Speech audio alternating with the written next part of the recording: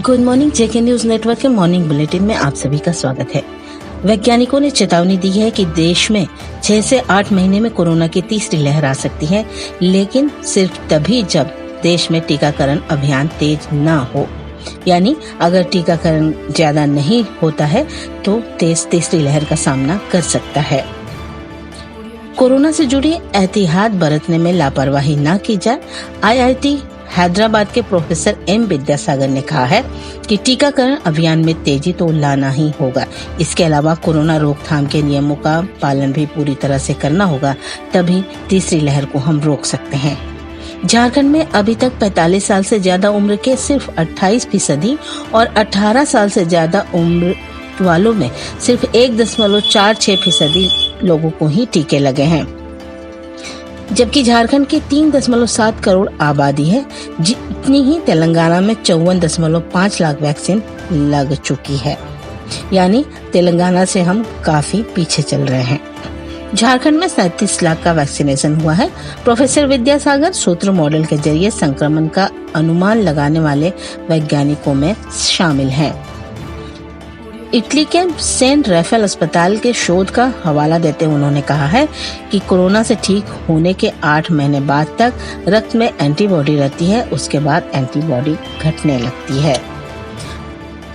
राघवन ने कहा है कि जैसे जैसे वायरस अपना रूप बदलेगा, तीसरी लहर का खतरा और बढ़ेगा।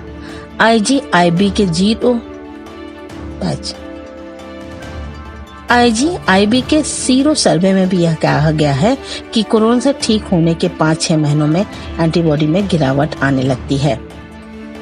एम्स के डॉक्टर नवनीत नीक ने भी कहा है कि कोरोना संकट गतिशील स्थिति है। तीसरी लहर रोकने के लिए अब रणनीति बदलने की जरूरत है। IIT कानपुर के प्रोफेसर मनिंद्र अग्रवाल ने कहा कि दूसरी लहर जुलाई के अंत में खत्म हो सकती है, जबकि तीसरी लहर 6 से 8 महीने में आएगी। टीकाकरण के कारण यह लोगों को ज्यादा प्रभावित नहीं कर पाएगी। तीसरी लहर की आशंका को देखते हुए झारखंड में मैट्रिक परीक्षा रद्द की जा सकती है। इसे लेकर 1 जून की बैठक करने की तैयारी की जा रही है। झारखंड एकेडमिक काउंसिल प्रस्ताव तैयार कर रहा है। ऑफलाइन परीक्षा के खतरों को देखते हुए परीक्षा में बैठक में रद्द करने का प्रस्ताव लाया जा सकता है। हालांकि मुख्यमंत्री हेमंत सोरेन इस पर अंतिम निर्णय लेंगे। जेक अध्यक्ष अरविंद सिंह ने बताया कि अगले महीने की बैठक में सरकार को वस्तु स्थिति से अवगत करा देगा, फिर सरकार के निर्णय पर अमल करेगा। इधर संभावना जताई जा रही है कि 9वीं के रिजल्ट के आधार पर छात्र प्रमोट हो सकते हैं। कोरोना संक्रमण को लेकर हर दिन नई एडवाइजरी जारी की जाती है। कोरोना संक्रमित व्यक्ति के एयरोसोल 10 मीटर की दूरी तक फैल सकते हैं, हालांकि ड्रॉपलेट्स 2 मीटर तक जाते हैं। सरकार ने गुरुवार को नई एडवाइजरी जारी करते हुए कोरोना से बचाव की गाइडलाइंस बताई है। उन्होंने कहा है कि जिन जगहों पर वेंटिलेशन की अच्छी सुविधा होती है, वहां किसी संक्रमित से दूसरे में संक्रमण फैलने का खतरा कम रहता है। खिड़की दरवाजे बंद करके AC चलाने से संक्रमण का खतरा बढ़ जाता है। दरवाजों के हैंडल, लाइट के स्विच, टेबल कुर्सी और फर्श को ब्लीच और फिनाइल जैसे डिसइंफेक्ट से साफ करते रहें। डबल लेयर या फिर N95 मास्क पहने। अगर डबल मास्क पहन रहे हैं तो पहले सर्जिकल मास्क लगाएं, बाद में कपड़े का मास्क लगाएं। इन सब उपायों के जरिए हम संक्रमण रोक सकते हैं। झारखंड के लिए अच्छी खबर है कि पिछले 24 घंटे में राज्य में 2056 मरीज मिले, जबकि 4326 ठीक हुए, लेकिन 60 लोगों की मौत भी हुई। इससे 40 दिन बाद गुरुवार को फिर रिकवरी रेट 90.38% पर पहुंच गया। वहीं संक्रमण दर गिरकर 4% से नीचे आ गया। एक्टिव मरीजों की संख्या भी घटकर 28,841 हो गई। रिकवरी रेट के मामले में अब हम देश में 6ठे स्थान पर हैं। बिहार, यूपी, दिल्ली, महाराष्ट्र और तेलंगाना अभी भी हमसे आगे है। इससे पहले 10 अप्रैल को यह रेट 90.16% था। इसके बाद नए मरीज मिलने की रफ्तार बढ़ गई और रिकवरी रेट घटता चला गया। 3 मई को यह गिरकर 75% पर पहुंच गया है। हरियाणा, तेलंगाना और राजस्थान के बाद झारखंड में भी ब्लैक फंगस को महामारी घोषित करने की तैयारी शुरू कर दी गई है। इसे लेकर स्वास्थ्य विभाग द्वारा बनाए गए प्रस्ताव की फाइल स्वीकृति के लिए मुख्यमंत्री हेमंत सोरेन के पास पहुंच गई है। राज्य में अभी ब्लैक फंगस से 4 लोगों की मौत हो चुकी है। 16 एक्टिव मरीज हैं, इनमें से 10 रिम्स में भर्ती हैं, जबकि मेडिका अस्पताल रांची में 4, TMH जमशेदपुर में 2 मरीज इलाजरत हैं। कोरोना की जांच के लिए लाइन में लगने की झंझट खत्म हो गई है। आप मेडिकल स्टोर से 250 रुपए में सेल्फ टेस्ट किट लाकर घर पर 2 मिनट में जांच कर सकते हैं। 15 मिनट में रिपोर्ट आ जाएगी। पुणे की कंपनी माई लैब ने घर पर कोविड जांच वाले self test rapid antigen test kit बनाई है। कोविड सेल्फ नाम की किट को ICMR ने गुरुवार को मंजूरी दे दी है। ICMR ने कहा है कि होम टेस्टिंग सिम्प्टोमेटिक मरीजों के लिए है। ऐसे लोग भी जांच कर सकेंगे जो संक्रमितों के सीधे संपर्क में आए हो। कोविशील्ड में एंटीजन रिपोर्ट पॉजिटिव आने पर RT-PCR जांच की जरूरत नहीं होती है। देश में कोरोना की दूसरी लहर का पीक आ चुका है। अब सिर्फ शहर ही नहीं, गांव में भी रोज मिलने वाले मरीजों की संख्या में गिरावट हो रही है। एक हफ्ते में शमशान घाटों में आने वाले अंतिम संस्कार की तस्वीरों में कमी आई है। वहीं दूसरी ओर अस्पताल में बेड खाली होने की खबरें आने लगी हैं। आंकड़े अब स्पष्ट रूप से राहत का ट्रेंड दिखा रहे हैं। देश में सबसे ज्यादा सक्रिय मरीज वाले 15 शहरों में बुधवार को 42,382 मरीज मिले।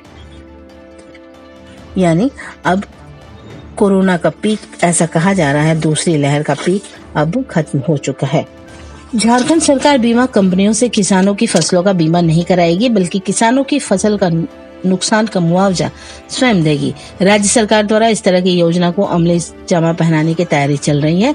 ऐसे में सरकार किसानों के लिए झारखंड फसल राहत योजना शुरू करेगी।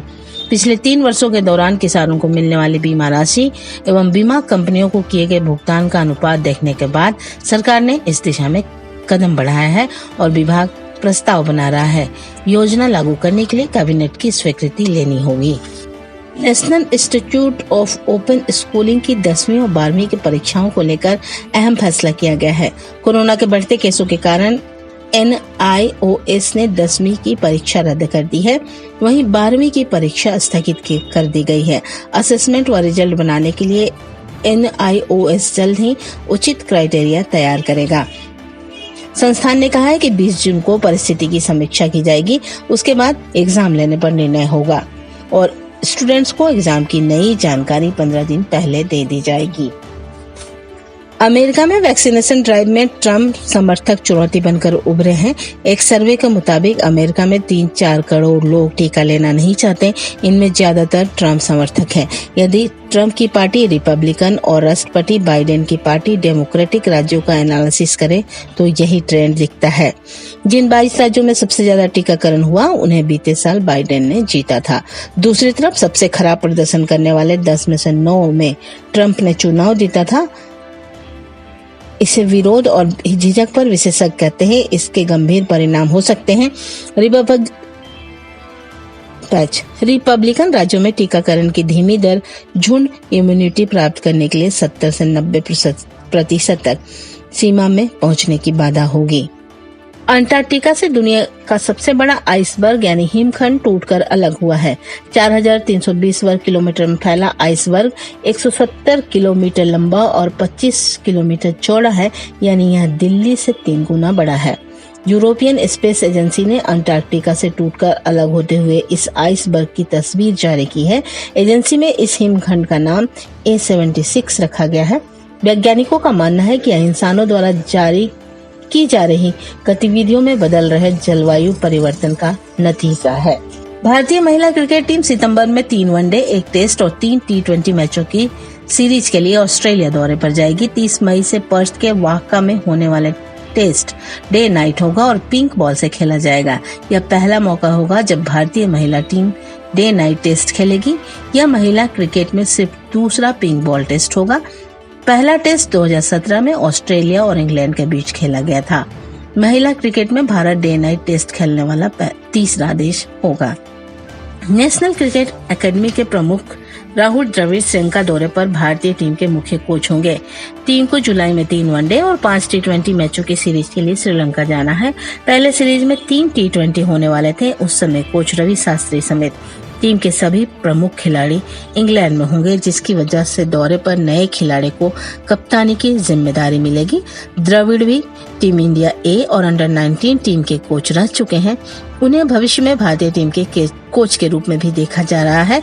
रवि शास्त्री का कार्यकाल इसी साल T20 वर्ल्ड कप तक है, जिसके बाद द्रविड़ को यह जिम्मेदारी शायद मिल सकती है। एनसीए में वे युवा खिलाड़ियों के साथ लगातार काम कर रहे हैं। पिछले कुछ सालों में भारतीय टीम ने बेहतरीन प्रदर्शन का श्रेय द्रविड़ को दिया जाता है। कोरोना महामारी की वजह से खिलाड़ियों के लिए मेडिकल इंश्योरेंस का दायरा सरकार ने बढ़ाया है। इसमें खिलाड़ियों, कोच और सपोर्ट स्टाफ की संख्या में बढ़ोतरी की गई है।